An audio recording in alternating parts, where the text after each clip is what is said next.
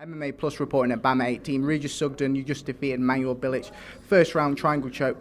Okay, I want to talk about this now. You went out burning on him. You went out, you threw some bombs, you got him in a nice little clinch, threw those knees, and then you took it down. You know, is there any specific reason you did that?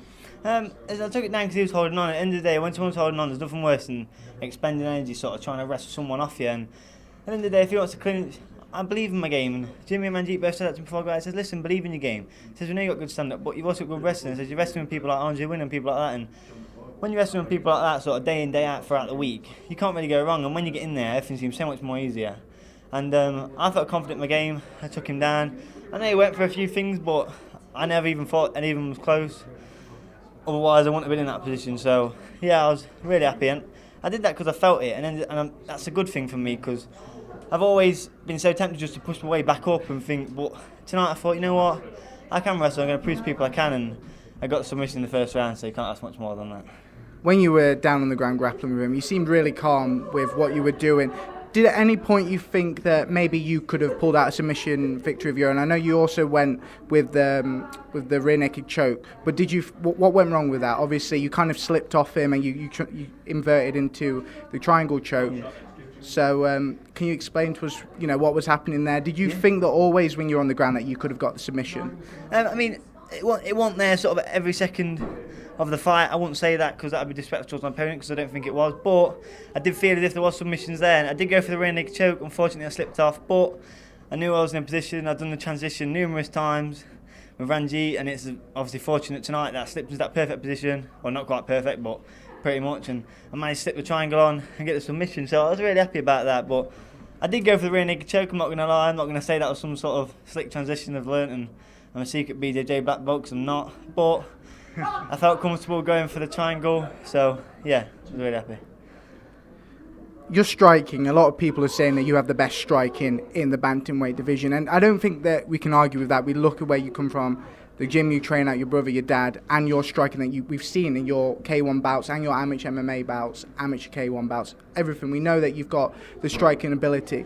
Do you think that as long as you have that striking ability and you keep working at your wrestling, you keep working at jiu-jitsu, that overall you can be as well-rounded as you are in striking as in those other areas? Yeah, I definitely believe I can. I mean, as I was growing up, in my opinion, I was always much more built as a wrestler, as a sort of jiu-jitsu guy, because I've got big, strong legs, and I was quite a strong upper body. And Jimmy said that first time I come, he said, sure you haven't done any wrestling before? I says, no, I've never done anything before. And he was just like, pleased, obviously, that I had quite a natural sort of act for it. And when I was younger with my brother, he's obviously a lot taller, a lot bigger than me, so him punching and kicking me was like, oh, this is a nightmare, so I just used to try and take him down.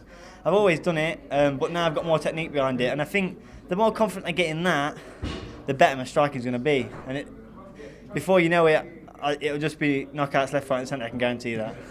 Just to quickly mention your brother, we know he's fighting at Glory 20 in Dubai. You know, what are the thoughts in the Sugden camp right now about him getting signed to Glory?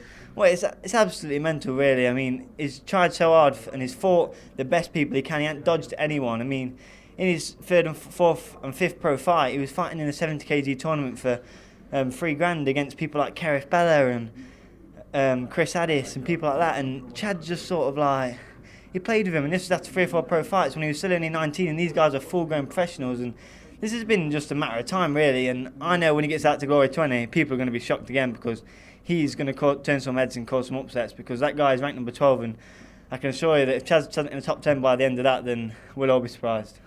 Lastly, we just got to ask you now, the bantamweight division, I'd say it's a pretty open division. What's the plan now? Are you happy to just keep fighting who BAMMA put in front of you, or is there, you know, the Lonsdale belts out there, you know, a belt that I believe, you know, is quite underrated. You know, you'll know as well in boxing, the Lonsdale belt is very prestigious.